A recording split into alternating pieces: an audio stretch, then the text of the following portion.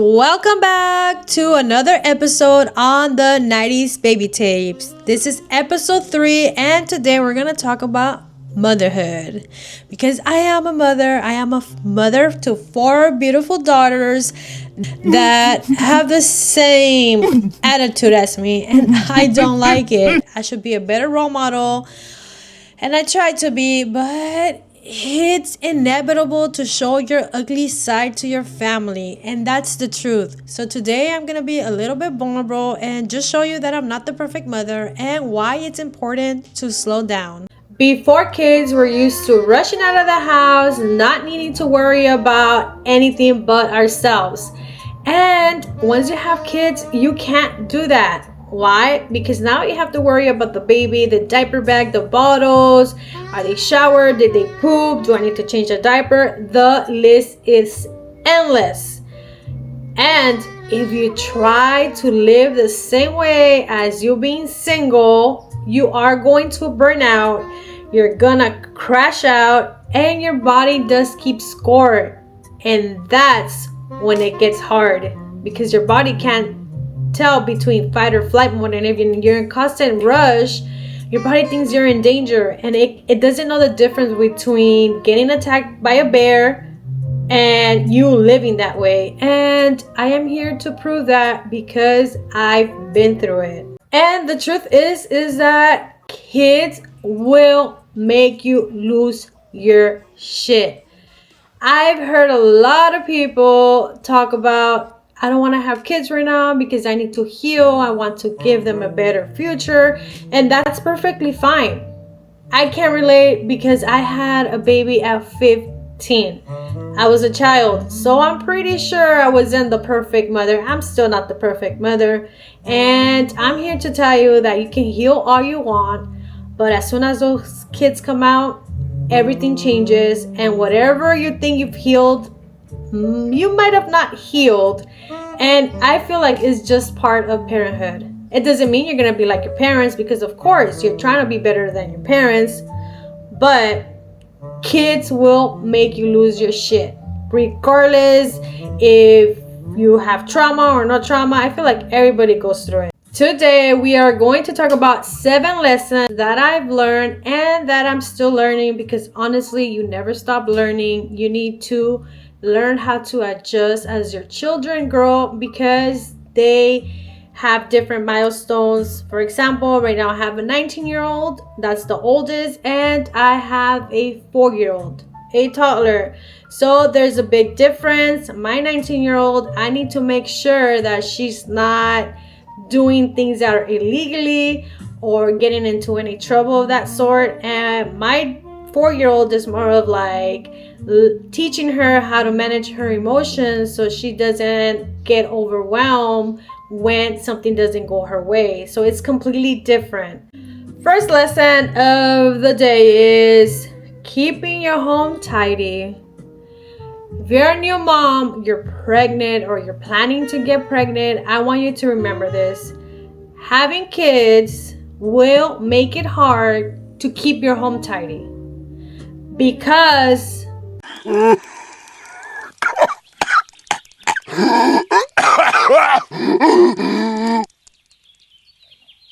what kind of place is this? First of all, toddlers are little tyrants. Yes, you heard that right. They are. If you don't have kids, wait till you have your kids. You're gonna learn that they're little tyrants. And if it doesn't go their way, they're gonna explode. And that might make you explode too if you don't know how to handle yourself. Especially if you just finished picking up the toys and like 2 minutes later, they drop all the toys, and that's just gonna get you mad. So what I've learned is that you need to learn that your house is not always gonna be tidy. It doesn't mean that it's gonna be dirty and gross. It just means that it's not gonna be organized. And I have learned that the hard way. Until this day, I still struggle. Let me give you an example. I crash out whenever the girls' room is dirty, but they are a 9-year-old and a 10-year-old and an 8-year-old. So I expect them to know what I want in the room. But what happens? They're on their phone, they're watching TV, they ignore me. So that's when I crash out. And it's a constant battle with myself to not be screaming at them because they don't listen to me. But that's where you come in, and you need to teach them that there are rules and responsibilities, and you are going to struggle to teach those responsibilities because they are kids. They're gonna forget. They are not perfect. It's important for you to just keep at it and to not lose your shit. I've lost my shit a lot of times. That's why I'm making this video, to help you, because I wish somebody would tell me like, hey, these are the rules. But unfortunately, there is no manual. So I am just going to do my best to help you guys out. Find you as a mother, as a woman. I know many of you guys are hardworking women, and coming home and cleaning, cooking is hard, you know. If you're a stay-at-home mom, cleaning all day can be redundant, boring, and it's like, what the fuck? I just clean, like, come on now. But I want you to remember that doesn't determine the type of woman you are. Unfortunately, with kids, it's going to be hard, but it's important to teach them responsibilities, and hopefully when they get older, they take those traits to their life and you're a proud mother. The second one is important because we have taught that multitasking is ideal, but let me tell you right now that that is not true. You're just going to burn out, and you're probably going to have a fit or even get anxiety. Many times we overcommit, and that is the problem. We try to be this perfect mother, wife, daughter, daughter-in-law. We try to be this perfect person, and let me tell you that there is actually research in multitasking, and it's actually not multitasking because you can't pay attention to two things at the same time. So it's called switch tasking, and studies show that switching tasks actually makes you make more mistakes. It slows you down, and not only that, but can overwhelm your body. So think about the next time you're trying to do two things at the same time or switch tasking.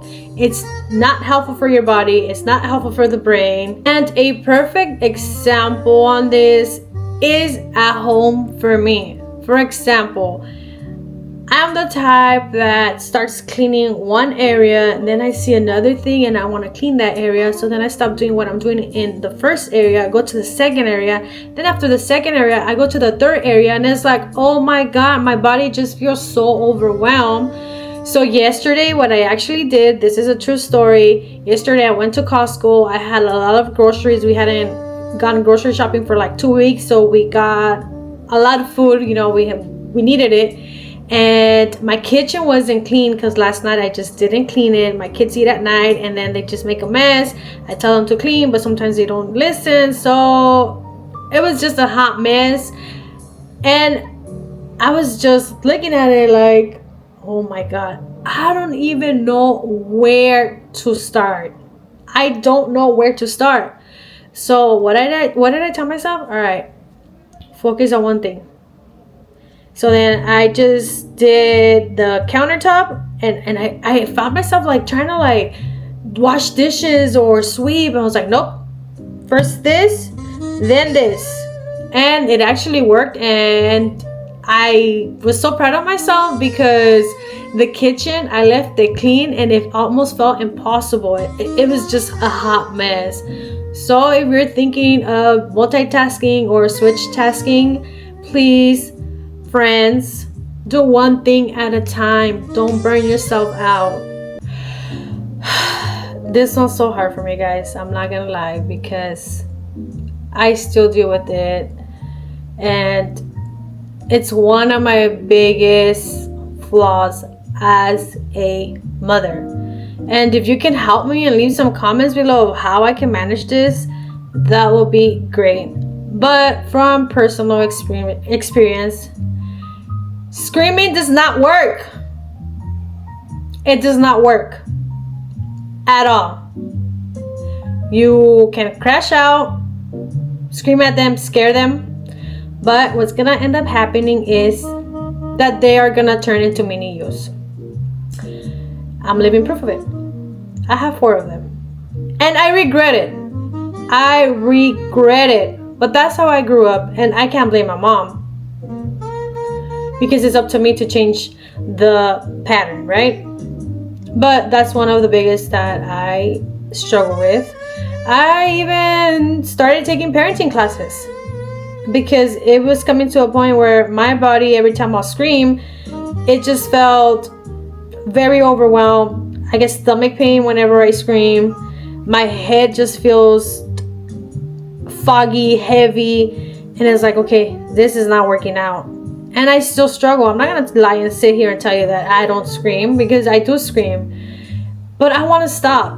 And I'm telling you as a friend that screaming doesn't work. My daughters act like little moms.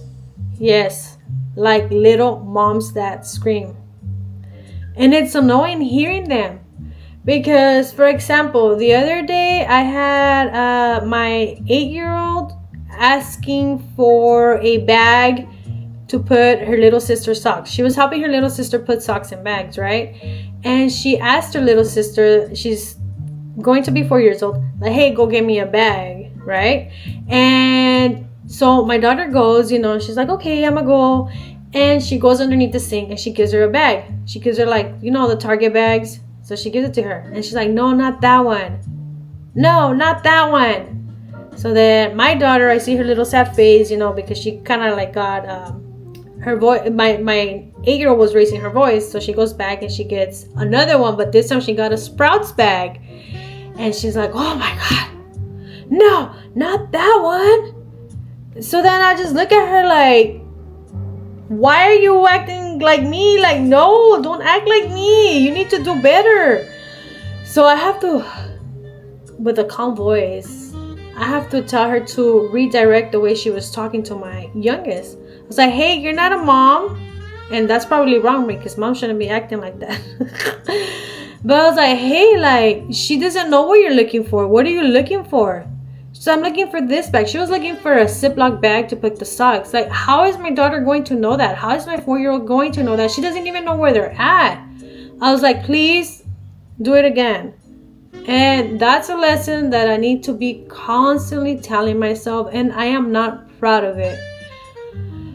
So if you guys can help me out, please let me know how to be more patient and use a calm voice, because my body feels it. And I think that's why now I kind of like suffer a little from anxiety, because I'm on constant fight or flight mode. Like I said, your body doesn't know when it's like real threat, and when you're screaming it feels like it's in threat, and it's just not healthy for the body.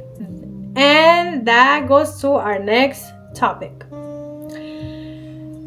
All your kids have different love languages, and they all need alone time with you. And you're not going to be the same mom with every child. You might think you treat them the same way, but you're not going to treat them the same way, because they all have different personalities. It's important to learn their love languages. And if you don't know what are the love languages, there is this great book that you can read about. The author is Gary Chapman, and it's called The 5 Love Languages for Kids.